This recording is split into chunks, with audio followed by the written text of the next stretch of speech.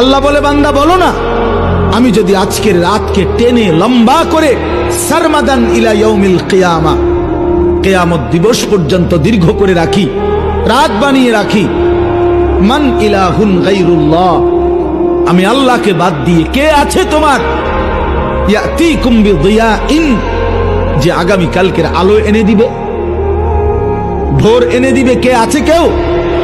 তাহলে আজকের রাত তো আগামী কালকে পরিবর্তন করবে মহান আল্লাহ।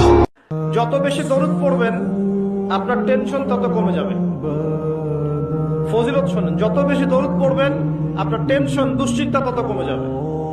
যত বেশি দরুদ পড়বেন আল্লাহ তত রহম করবে আপনাকে, আপনার গুনাহ তত মাফ হবে, আপনার নেকির পাল্লা তত ভারী হবে, এবং মুহাম্মদ সাল্লাল্লাহু আলাইহি ওয়াসাল্লামের সুন্নতের উপর আমল করা আপনার জন্য সহজ হবে। আর সবচেয়ে বড় কথা, কিয়ামতের দিন আপনার পক্ষে নবী সাল্লাল্লাহু আলাইহি ওয়াসাল্লাম স্বয়ং সুপারিশ করবেন ইনশাআল্লাহ, যদি আপনি বেশি বেশি দরুদ পড়তে পারেন। আহা, বলো না যুবক, কতদিন হয় বলতেও পারো না ফজরের ওয়াক্ত কখন,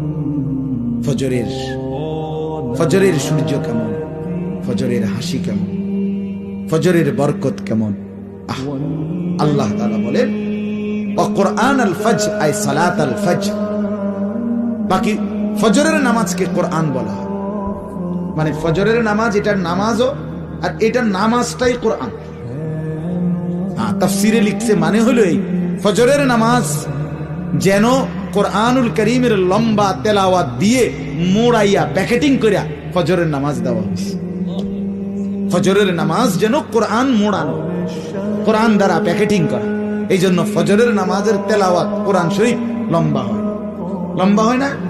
হ্যাঁ, লম্বা তেলাওয়াত স্বাভাবিক। যেই কোনো ইমাম 4 ওয়াক্ত নামাজের চাইতে ফজরের ওয়াক্তে, আল্লাহ বলছে আমার বান্দা যত বড় নাফরমানি করুক, করতে করতে যদি বড় থেকে বড় জুলুমও করে, কিন্তু তৎক্ষণাৎ যদি আমি আল্লাহকে স্মরণ করে আর আমার কাছে 2 হাত তুলে মাফ চায়, পিছনের গুনাহ যদি ছেড়ে দেয় আর করবে না যদি ওয়াদা দেয়, খোদার কসম কোরআনে আছে, আল্লাহ বলেন বান্দা আমি পুরাপুরি 100% মাগফিরাত দিয়ে দেব, পুরা মাফ। উলাইকা জাযাউহুম মাগফিরাতুম মির রাব্বিহিম।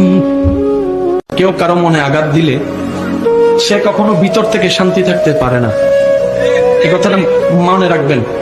অনেক সময় আপনার মনে হতে পারে যে আপনাকে কষ্ট দিয়েছে, দুঃখ দিয়েছে, সে এত ভালো আছে কেন? সত্যি কথা বলতে তার চেহারা দেখেন, একটু ভিতরটা দেখেন, তার রাতটা দেখেন, তার ঘুমটা দেখেন, দেখবেন যে সে ভিতর থেকে শান্তিতে নাই, শান্তিতে নাই। মনে রাখবেন যে আল্লাহর সৃষ্টিকে অশান্তিতে রাখে, আল্লাহ কখনো তাকে শান্তি দেয় না। কেউ যদি কোনো মানুষকে হেদায়েতের পথে ডাকে, যে কেউ এই উম্মতে মুহাম্মাদের মধ্যে কেউ যদি কোনো মানুষকে হেদায়েতের পথে ডাকে এবং তার আহ্বানে সেই ব্যক্তি আল্লাহর পথে ফিরে আসে, এই ব্যক্তি সারা জীবনে যত আমল করবে, এই আমলের একটা অংশ সেই ব্যক্তি পাবে যে তাকে আল্লাহর পথে ডেকেছে। এটা হচ্ছে আল্লাহর পথে দাওয়াত দেওয়ার ফজিলত। আল্লাহকে বন্ধু বানাই, আল্লাহকে বন্ধু বানাই। আমি আল্লাহর চাইতে প্রিয় আর কি, আল্লাহর চাইতে আপন আর কি। হাজত রওয়া সমস্ত প্রয়োজন পূরণকারী, রাতের অন্ধকারে দিনের আলোতে, সুখে কিংবা দুঃখে, যখন যে হতাশ হও না, মন থেকে ভিতর থেকে আল্লাহকে ডাকো, মন থেকে আল্লাহকে ডেকে একটা বার আল্লাহ থেকে ফিরে এসে দেখো, ইনশাআল্লাহ তাআলা দেখবা এখানে যে শান্তি আছে সারা দুনিয়ার কোথাও সে শান্তি পাবা না। এবং এই শান্তি নিয়ে তুমি যদি দুনিয়ার জীবন শেষ করতে পারো, তোমার কবর হবে শান্তিময়, তোমার হাসর হবে শান্তিময়, পুলসিরাত শান্তিময় হবে ইনশাআল্লাহ। হাসতে হাসতে তুমি জান্নাতে চলে যাবে ইনশাআল্লাহ। যে ব্যক্তি নামাজ পড়ে না, আল্লাহর সাথে তার কোনো সম্পর্ক নেই, নো কানেকশন। আপনি যে কোনো কিছু চাচ্ছেন, সেজদায় পড়ে আল্লাহর সামনে আত্মসমর্পণ করেই চাইতে হবে। ওয়াসজুদ ওয়াক্তারিব, আল্লাহ পাক কি বলেছেন? সেজদা করো, নিকটবর্তী হও। ব্যাখ্যা অনেক করা যায়, নামাজ না পড়লে কিন্তু মানুষ কুফরিতে লিপ্ত হয়।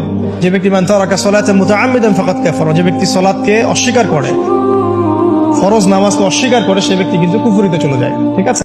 কথার আঘাত তীরের আঘাতের চেয়ে অনেক বেশি কঠিন। আপনি তীর মেরে যদি সিনা ছেদা করে দেন, এটা ওষুধ দিয়ে এটা ঠিক করে ফেলা যাবে, আর মনে থাকবে না, একদিন শুকিয়ে যাবে এই কাঁটা। কিন্তু কাউকে কথা দিয়ে যদি আপনি আঘাত দেন, কোনো দিন সে সেটা ভুলবে না। এই জন্য কথা বলার সময় আপনি 1000 বার ভেবে বলবেন কি বলছেন।